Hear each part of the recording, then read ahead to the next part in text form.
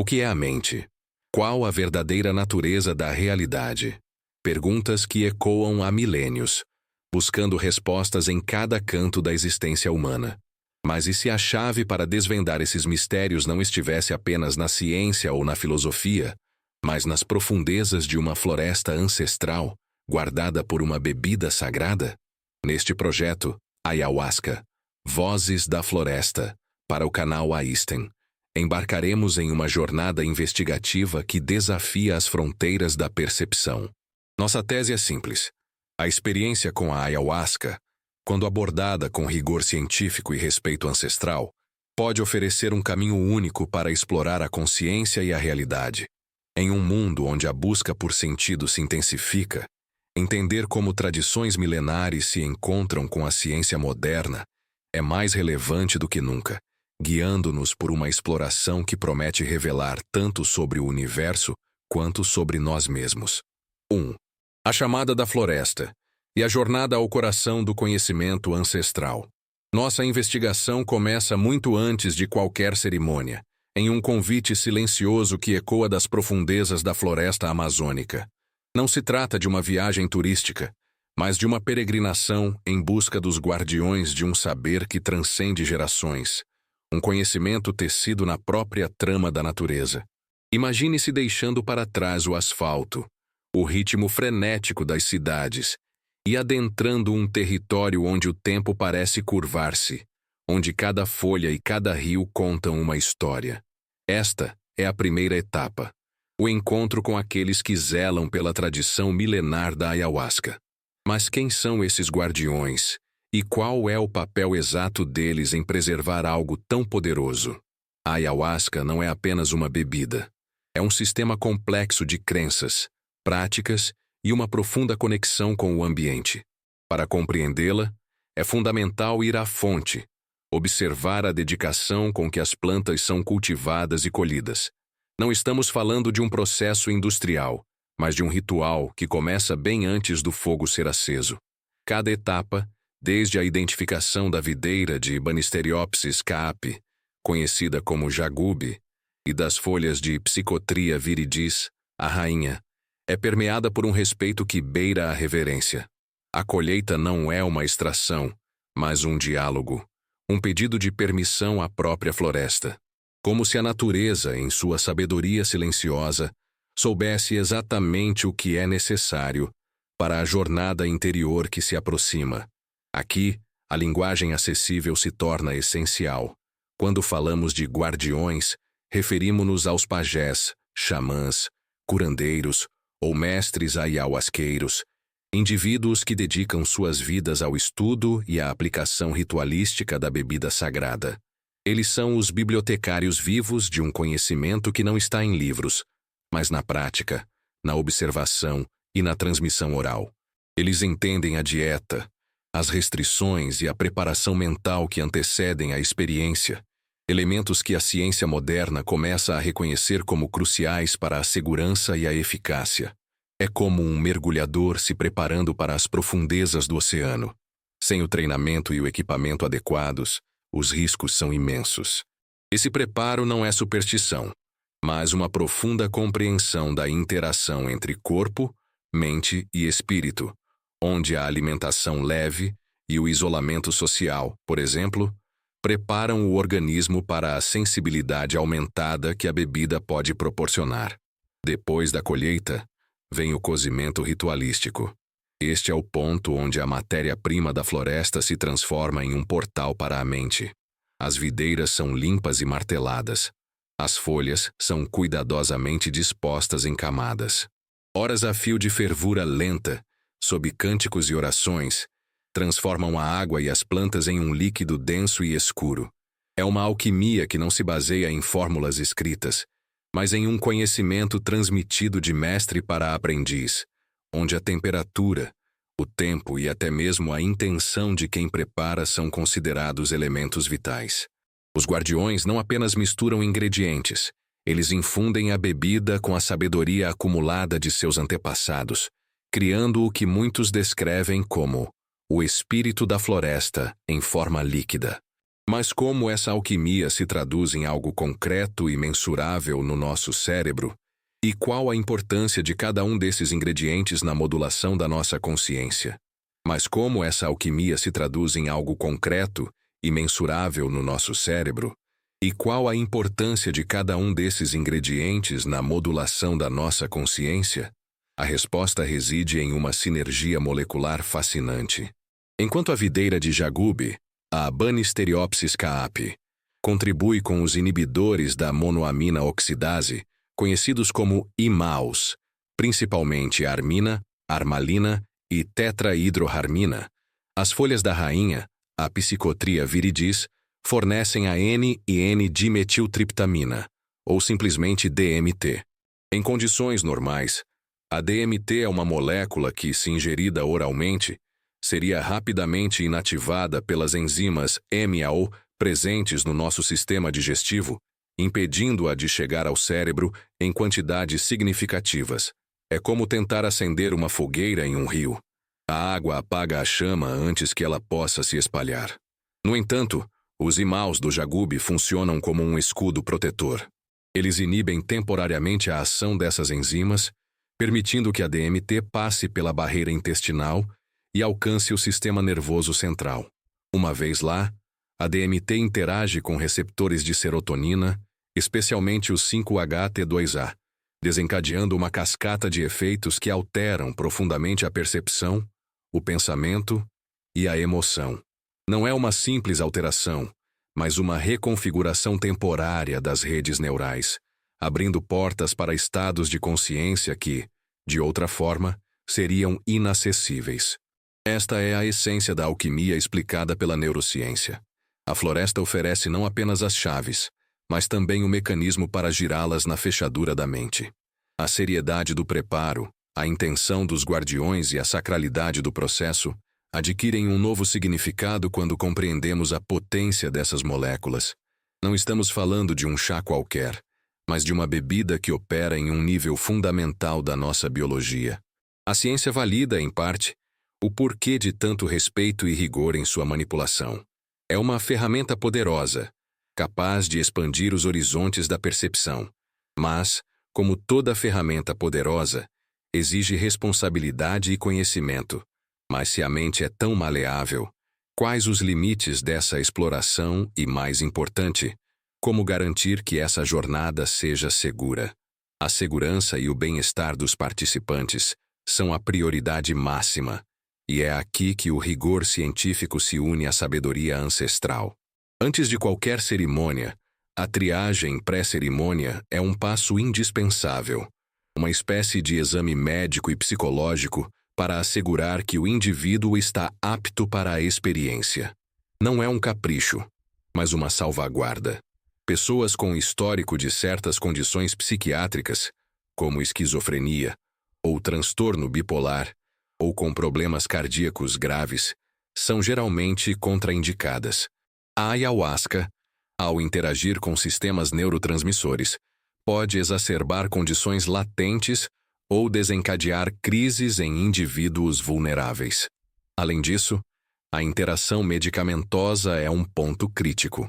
Antidepressivos, especialmente os inibidores seletivos de recaptação de serotonina, ISRS, e outros medicamentos que afetam a serotonina, podem levar a uma condição potencialmente fatal conhecida como síndrome serotoninérgica, quando combinados com os IMAOs da ayahuasca. É como misturar substâncias incompatíveis em um laboratório. O resultado pode ser explosivo.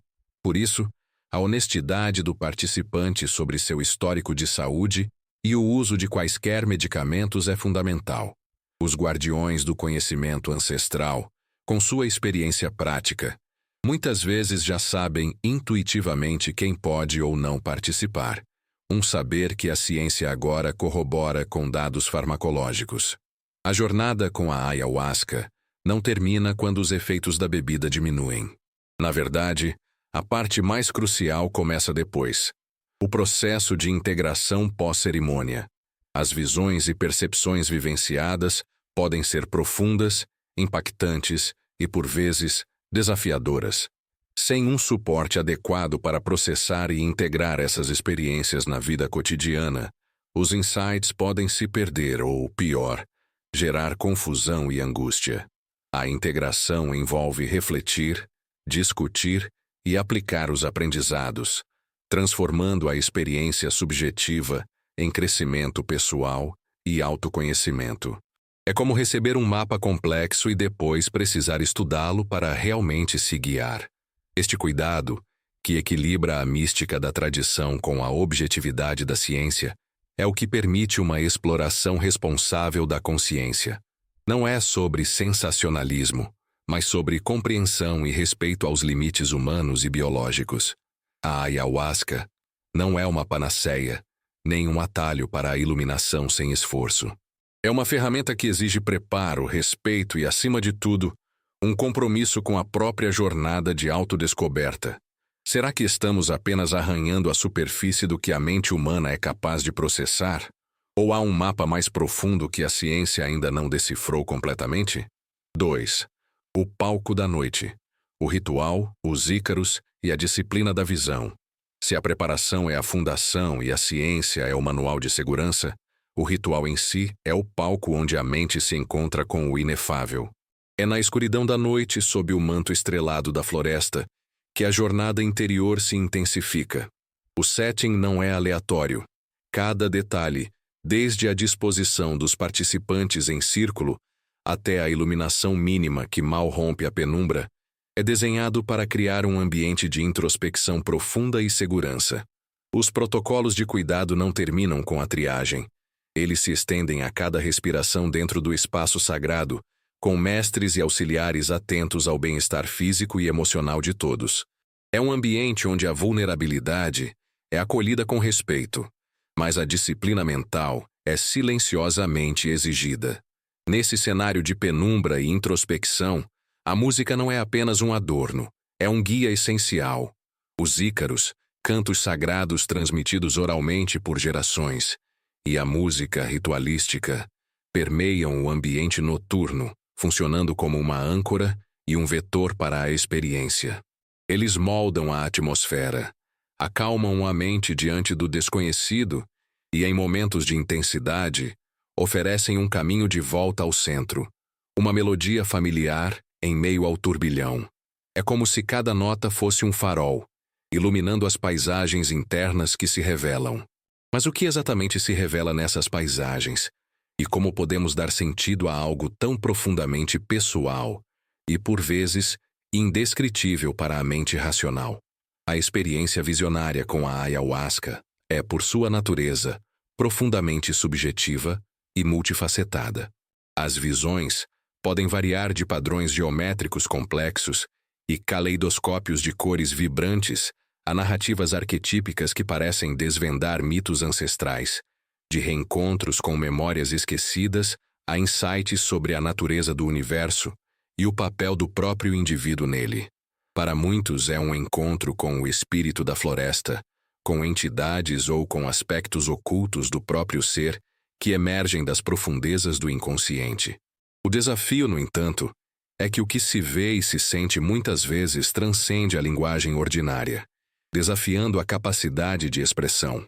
Como traduzir o inefável, o que está além das palavras? Como compartilhar uma experiência que parece existir em uma dimensão totalmente alheia à nossa realidade cotidiana?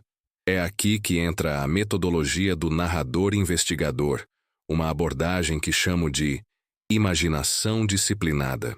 Não se trata de fantasiar ou inventar, mas de aplicar um método crítico e estruturado à vivência subjetiva, inspirado em experimentos de pensamento, como os modelos do trem, onde cada vagão representa uma cena ou metáfora visual, da luz, que ilumina diferentes aspectos de uma questão, ou do elevador que permite subir e descer por distintos níveis de realidade ou memória. Busco estruturar as percepções. Essa categorização e organização permitem transformar o fluxo, por vezes caótico, de informações sensoriais e conceituais em uma narrativa mais coerente e analisável, como se estivéssemos mapeando um território antes desconhecido. Essa imaginação disciplinada atua como uma ponte essencial, permitindo que o relato subjetivo seja traduzido em uma análise compreensível e aplicável, tornando o inefável tangível para a reflexão. Não é sobre provar a existência de algo externo ou transcendental de forma literal, mas sobre explorar como a mente processa e constrói significado a partir dessas experiências alteradas de consciência. Por exemplo, uma visão de serpentes entrelaçadas pode ser interpretada não apenas como um símbolo aleatório, mas como a manifestação da dualidade da vida e da morte, da cura e da renovação, ou da interconexão de todos os seres, dependendo do contexto pessoal, cultural e das perguntas que o indivíduo leva para a cerimônia. O narrador não apenas relata o que viu e sentiu, mas tenta desdobrar o como e o porquê dessas percepções, buscando padrões, metáforas e significados que possam ser testados, discutidos e, eventualmente, integrados. Essa abordagem nos leva a uma questão fundamental. Se a ayahuasca pode nos dar acesso a esses estados de consciência e a uma nova forma de interpretar a realidade, o que isso nos diz sobre a própria natureza da mente humana? Estaríamos apenas acessando camadas mais profundas do nosso próprio subconsciente, um vasto arquivo de informações e memórias, ou há algo mais, uma interconexão universal, ou um campo de consciência coletiva que a bebida nos permite vislumbrar, mesmo que por um breve período? A busca pela verdadeira natureza da realidade ganha contornos mais complexos e fascinantes quando consideramos a capacidade da mente de criar e perceber esses universos internos. Mas essa exploração, por mais profunda e reveladora que seja, não está isenta de desafios e de uma profunda necessidade de integração. Como as visões subjetivas se transformam em sabedoria prática e duradoura no dia a dia? E qual o papel da ciência em nos ajudar a entender e talvez até otimizar essa transformação? 3. Da imaginação disciplinada à sabedoria integrada. O desafio de traduzir o inefável. As visões se dissipam, os sons se acalmam, e o corpo retorna à sua percepção habitual. Mas o que permanece? A questão central é como transformar a torrente de percepções e insights, por vezes avassaladora, em algo concreto, em sabedoria que possa ser aplicada na vida cotidiana. Não se trata de uma simples lembrança, mas de uma verdadeira alquimia do aprendizado. Como a mente humana, tão inclinada à lógica e à ordem, consegue extrair significado de experiências que parecem desafiar toda a sua estrutura. A metodologia da imaginação disciplinada que mencionamos é o que permite essa transmutação. Ela atua como um laboratório mental, onde as cenas e metáforas visuais percebidas durante o estado alterado de consciência são destrinchadas e organizadas. Pensemos nos experimentos de pensamento como ferramentas de análise. O modelo do trem, por exemplo, não é apenas uma imagem poética. Ele nos oferece uma estrutura para sequenciar eventos ou temas. Cada vagão pode representar uma faceta da experiência, um medo enfrentado, um amor redescoberto, uma verdade revelada. Ao percorrer esses vagões, o narrador investigador pode identificar padrões, conexões e a progressão de uma narrativa interna que, de outra forma, se perderia na vastidão da memória subjetiva. Ou consideremos o modelo da luz, uma única fonte luminosa que, ao incidir sobre diferentes objetos, revela suas texturas, cores e sombras de maneiras únicas. A luz da consciência, neste contexto, permite iluminar múltiplos ângulos de uma única questão motriz. Se a pergunta era sobre a natureza do tempo, a experiência pode ter revelado o tempo como um rio, um ciclo ou uma ilusão. A luz da imaginação disciplinada nos ajuda a focar e a descrever essas nuances, tornando-as compreensíveis. E o elevador? Ele nos convida a explorar diferentes níveis de profundidade, subindo e descendo por camadas de memória, emoção e significado, revelando como eventos passados se conectam a sentimentos presentes ou a aspirações futuras. Cada andar é um insight, e a jornada entre eles é a própria integração. Essa organização não é um mero exercício intelectual. Ela é a base para transformar o inefável em metáforas testáveis. O que isso significa?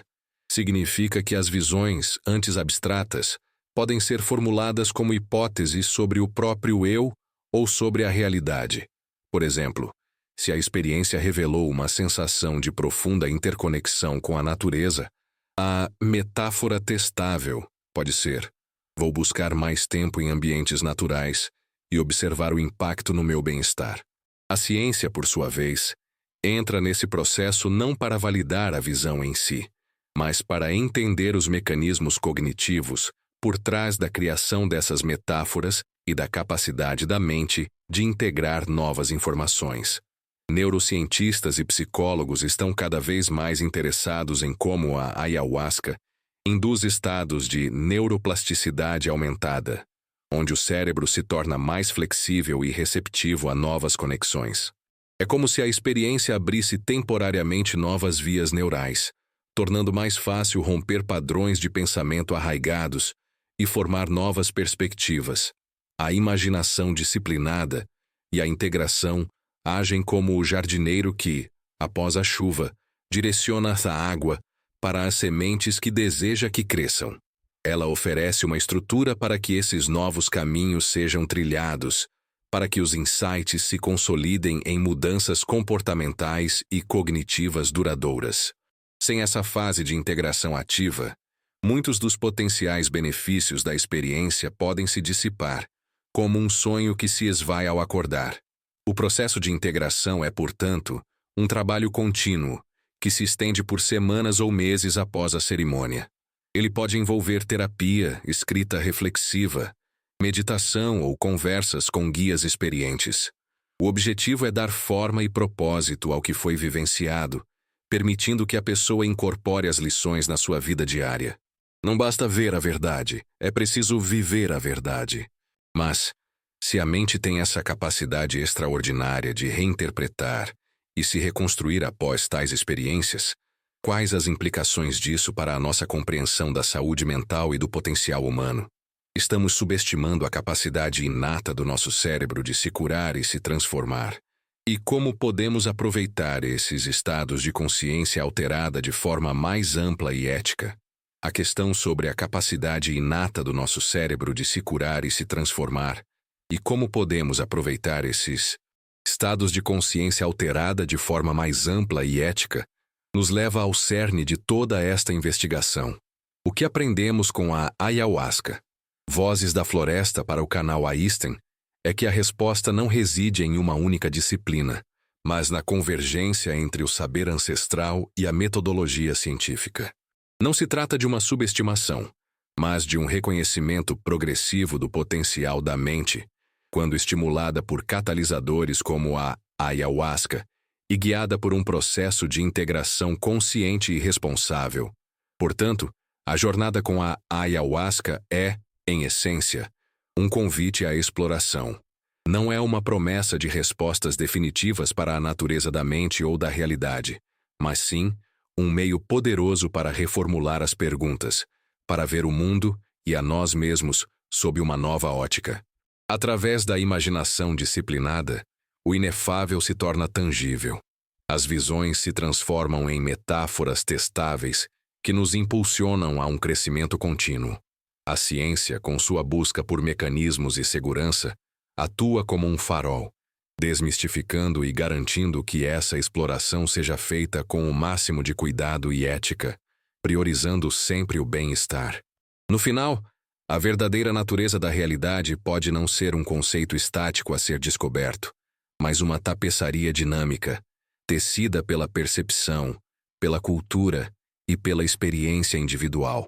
A mente, por sua vez, emerge não como um recipiente passivo, mas como um explorador ativo, capaz de transcender suas próprias fronteiras e de construir novos significados. A ayahuasca, nesse contexto, surge como uma chave que, com respeito e responsabilidade, pode abrir portas para paisagens internas e externas que antes pareciam inacessíveis, revelando a profunda interconexão entre tudo que existe. E assim, Concluímos esta etapa da nossa investigação. A pergunta: o que é a mente? Qual a verdadeira natureza da realidade? Permanece. Mas agora a abordamos com uma compreensão mais rica e multifacetada, informada tanto pelas vozes milenares da floresta, quanto pelo rigor da pesquisa científica. A jornada de autoconhecimento é um rio que nunca para de fluir, e cada experiência, cada insight, é uma nova corrente que nos leva mais fundo. Se esta exploração da consciência e da sabedoria ancestral ressoou com você, deixe seu comentário abaixo com suas reflexões. Qual a sua perspectiva sobre o encontro entre a mística e a ciência? Curta este vídeo para que mais pessoas possam embarcar nesta jornada. E se ainda não for inscrito, junte-se ao canal Einstein para continuar desvendando os mistérios da existência.